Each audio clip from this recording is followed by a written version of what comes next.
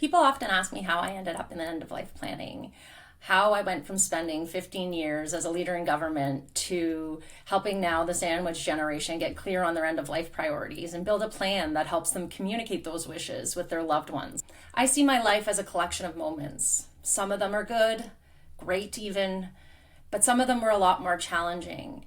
If you're someone who's lost someone you love, then I think my story will really resonate with you. It all starts with Emma. We met in university and instantly became best friends. She had this magical way about her, the kind of person who made you forget life even existed before she came into it. We had spent a weekend away, and on the way home, we were in a tragic car accident, and Emma was killed instantly. It was like one moment we were having the time of our lives, and then the next she was just gone. I realized how fragile life was, and how everything you knew could just disappear in a moment. For years, I grappled with my grief, just trying to push it away because it was too hard to deal with. Until 2021, when my life seemingly started to implode.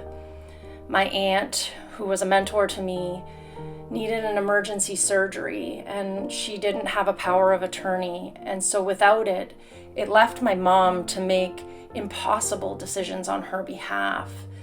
And in the end, she survived the surgery, thankfully. She worked hard at her rehab, but passed away months later, which left a complicated 3-year estate settlement, something I knew that she never would have wanted for our family. It just wasn't who she was. That same year, my husband was diagnosed with an aortic aneurysm. He was just 40 years old. We had a will and power of attorney in place. We had done it long before. But because we were staring down open heart surgery and he could actually die, we couldn't bring ourselves to the possibility of discussing end of life.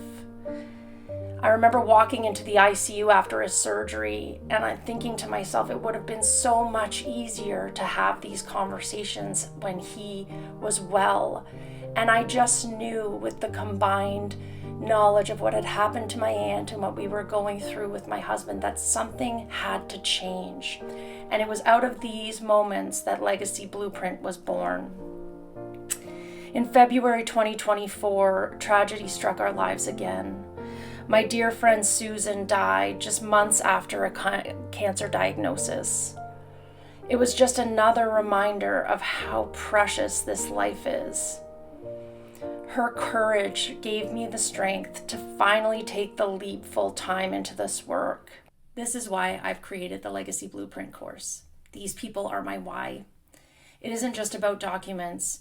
It's about creating clarity and confidence for you and your loved ones. We don't get to choose when we need this information.